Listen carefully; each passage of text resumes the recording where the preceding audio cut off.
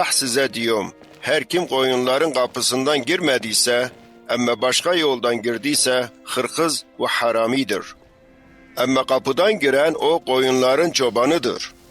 Kapıcı onu açar ve koyunlar sesini duyarlar ve isimlerinden çağırdıysa ve onları dışarı çıkartıyor. Ve kendi koyunlarını çıkarttıysa onların önünde gidici ve onlar onu takip ediciler. Çünkü onlar onun sesini biliyorlar. Onlar bir yadırga adamla gitmezler ama ondan kaçarlar. Çünkü yadırga adamın sesini bilmiyorlar dedi. İsa bu mesele onlara dedi ama onlar onu anlamadılar. Bu için İsa onlara size diyorum, koyunlar için kapı benim.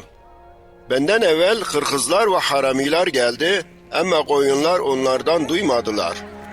Kapı benim, bir adam benden girdiyse o kurtulucu ve girici ve çıkıcı ve otlak bulucu. Hırkız çalmak ve öldürmek ve harap etmek için gelir. Başka sebep için gelmez. Ama ben onlara bol hayat olsun için geldim. İyi çoban benim, iyi çoban koyunlar için kendi hayatını feda ediyor.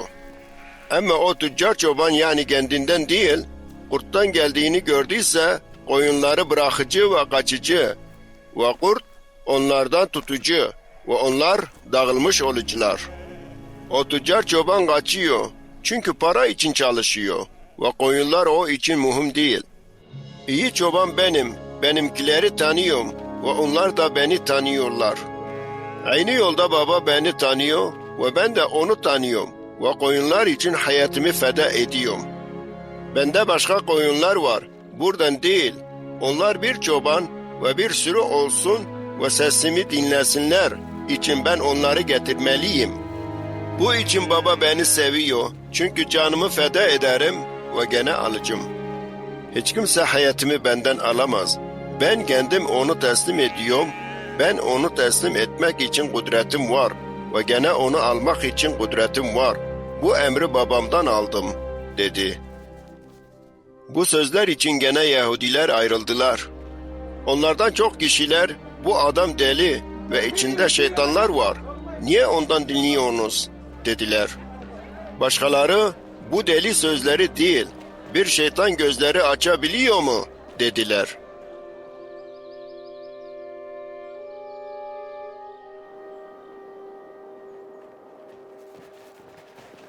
Ondan sonra Urşalim'de hatırlamak için mabet açılmak bayramı vardı.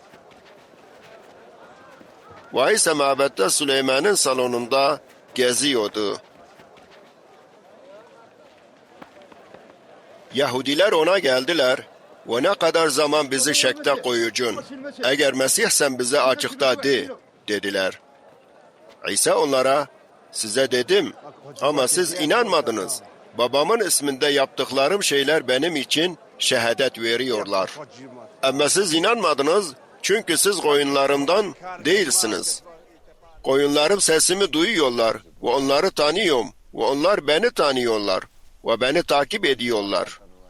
Ben onlara hayat sonsuz veriyorum ve hiç mahi olmayacaklar ve hiç kimse onları elimden çalabilmez. Baba onları bana verdi ve o benden büyük ve babanın elinden hiç kimse çalabilmez. Baba ve ben birik, dedi. Yahudiler onu taşlamak için gene taşları aldılar. İsa onlara, size babamdan ne iyilik yaptım ki beni taşlamak istiyorsunuz, cevap verdi. Yahudiler ona, sen iyilik yaptığın için taşlamıyor ama küfürlük söylediğin için. Çünkü sen insansın ama kendini Allah ediyorsun, dediler. İsa onlara, şeriatınızda yazılmış, dedim siz Allah'larsınız, değil mi? Allah'ın sözü harap olmaz. Yani Allah'ın sözleri onlara geldi, Allah'lar çağırdı. Siz babadan kudüs olan ve dünyaya gönderilen kifir diyorsunuz. Çünkü dedim ki ben Allah'ın oğluyum. Eğer babanın işlerini yapmasaydım bana inanmayın. Ama yaptıysam ve bana inanmadıysanız o yaptığım işler için inanın ki baba bendedir ve ben babadayım, dedi. Gene onu tutmak istediler. Ama İsa onların ellerinden çıktı. Ve gene Ürdün'ün ötesine gitti. Her da Yahya vaftiz ediyordu ve orada kaldı.